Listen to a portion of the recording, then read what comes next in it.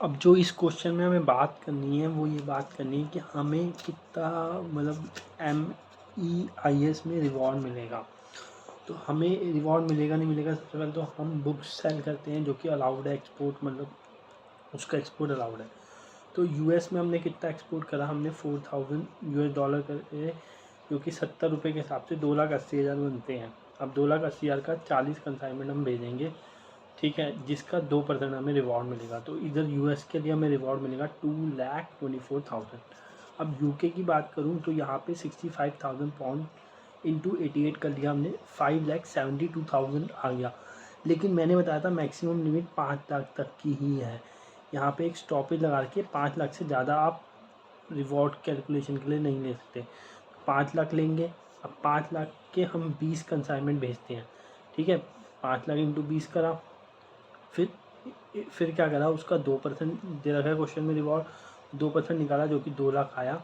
तो रिवॉर्ड यहाँ पे इस केस में 2 लाख रुपये हो जाएगा। अब मैं आगे एक बात करूँ, मैं थर्ड वाला क्वेश्चन भी करवा देता हूँ। ये जो है SEIS स्कीम के ऊपर है, ठीक है। ये स्कीम सर्विस से रिलेटेड होती है, ठीक है। इसमें क्या है, क्वेश्चन बहुत इजी है। During the year financial year 22-23 the gross earning, मतलब इसमें क्या करना है, जो भी तेरी अर्निंग्स होंगी ना उसमें से तू पेमेंट को लेस कर ले, ठीक है।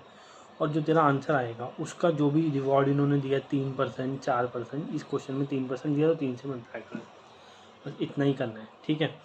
और प्रीवियस ईयर का हम देखते हैं कि फॉरेन एक्सचेंज जो है कितने से ज़्यादा होना चाहिए, 15,000 से ज़्यादा होना चाहिए अगर आप पार्टनरशिप फर्म हो या कंपनी हो, और 10,000 से ज़्यादा होना चाहिए अगर आप इंडिविजुअल हो। ये SEIS स्कीम में बात करी गई है। तो यहाँ पे अर्निंग्स कितनी रखी है, एक तो तेरे को यहाँ 12 करोड़ दे रखा है, ठीक है, जो तूने अर्न करा है फ्रॉम दी सर्विस प्रोवाइडिंग, ठीक है।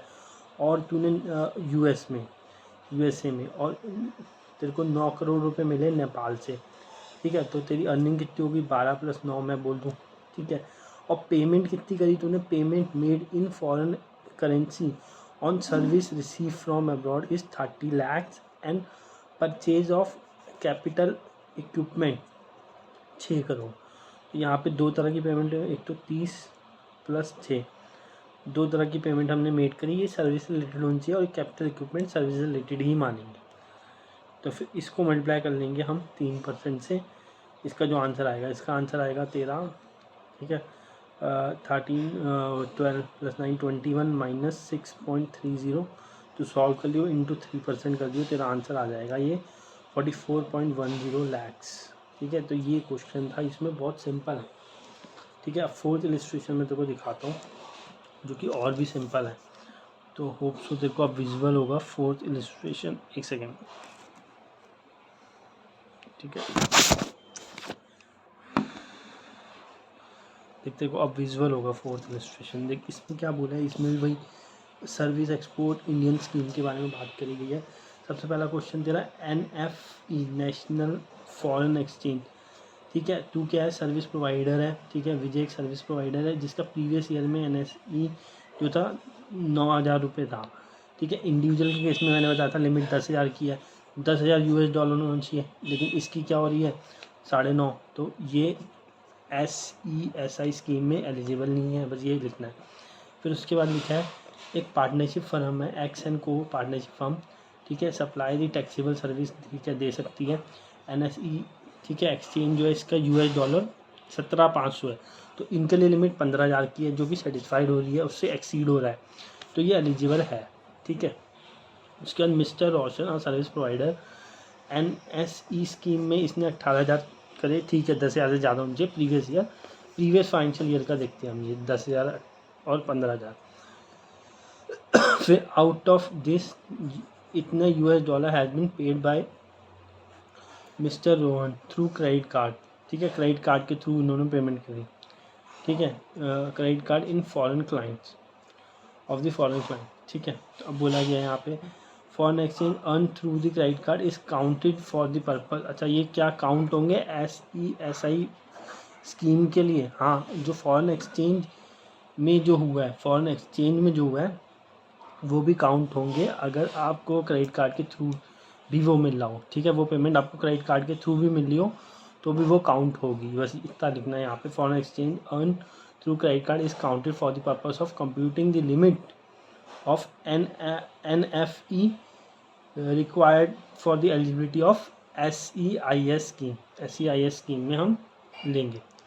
फिर उसके बाद अगला क्वेश्चन आता है, बहुत बढ़िया क्वेश्चन है। देख इसमें मैं तेको बताऊँ, SEIS स्कीम में ना जो हमारे टेलीकॉम सर्विसेज है वो इसमें नहीं आती। टेलीकॉम सर्विस हम नहीं दे सकते, तो टेलीकॉम सर्विस हम नहीं दे सकते। तो यहाँ पे देख इस टाइप का क्वेश्चन आ सकता है। देख सबसे पहले क्या बोला, आर्किटेक्ट सर्विस दे सकते, मैंने यहाँ बताया सिर्फ टेलीकॉम सर्विस नहीं दे सकते।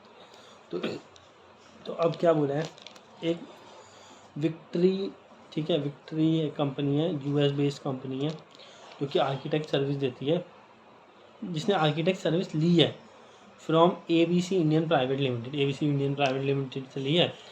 And regarding to new establishment of the business in UK में उन्होंने अपना, या न्यूयॉर्क में उन्होंने अपना नया इस्टेब्लिशमेंट बिजनेस करना था।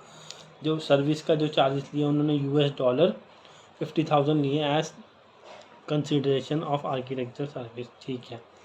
फिर in additional the ABC limited also export goods worth rupees इतना फ्रॉम विक्ट्री, उन्होंने गुड्स भी ले लिए उनसे इतने के गुड्स भी एक्सपोर्ट करे। सॉरी देख यहाँ पे सर्विस की बात हो रही है, गुड्स की बात नहीं लेते हम, ठीक है। And receive the entire consideration of इतना, टोटल उसको कंसिडरेशन मतलब सर्विस के लिए उसको इतना मिला और जो गुड्स के लिए उसको 15,000 रुपये मिले, गुड्स जो उसने एक्सपोर्ट किया, ठीक है। तो सर्विस के लिए इतना था, गुड्स के लिए इतना था। तो SEIS स्कीम में कितना रिवॉर्ड मिलेगा, यहाँ पे बोला है 5% का रेट है। तो SEIS स्कीम में सिर्फ सर्विस का आता है, तो सर्विस का ले लेंगे 50,000 का 5%, जो कि हमें मिलेगा $2500। सिंपल सी बात करूँ, $2500 मिल जाएगा। अब ये बोल रहे हैं कि आपका आंसर क्या डिफरेंट होगा अगर ABC लिमिटेड जो है टेलीकॉम सर्विस प्रोवाइड करने लग जाए। तो टेलीकॉम सर्विस प्रोवाइड करेगी तो वो एलिजिबल ही नहीं है, ESIS स्कीम के लिए एलिजिबल ही नहीं है अगर वो टेलीकॉम स्कीम प्रोवाइड करेगी। Not have been eligible for the duty credit script entitle under EIS scheme. तो ये चीज़ हमारी ESI स्कीम में थी। इसके रिगार्डिंग एक और क्वेश्चन भी है, हाँ एक और क्वेश्चन भी है। तो 6th इलस्ट्रेशन है, ऑप्शन को दिख रहा होगा, XYZ कंपनी, ठीक है, दिल्ली बेस्ड कंपनी है, ठीक है। ये क्या कर रही है, रिसर्च एंड डेवलपमेंट सर्विस देती है फॉर नेचुरल साइंस, ठीक है। US बेस्ड कंपनी को किसी को दे रही है इन करेंट फाइनेंशियल ईयर, ठीक है, करेंट फाइनेंशियल ईयर में दे रही है। It is earn net foreign exchange, ठीक है, नेट फॉरेन एक्सचेंज इसने अर्न किया था ट्यून फ्रॉम $, कितना 14,000 रुपये, ठीक है। लेकिन आप क्या हो, एक कंपनी हो, तो कंपनी के केस में लिमिट कितनी है, 15,000 की, $15,000 है ना, ठीक है। तो $15,000 है, तो आप 14,000 तक की कर रहे थे प्रीवियस फाइनेंशियल ईयर में, तो आप एलिजिबल नहीं हो, तो यहीं पे लिखना है, ठीक है। ESI scheme by a person other than individual or sole proprietor is fulfil the minimum limit of NFE is $15,000। तो मिनिमम लिमिट 15,000 है, इस केस में इन्होंने 14,000 दे रखी है, इसलिए वो एलिजिबल नहीं है, not entitle for ESIS scheme. तो ये बात बोली थी।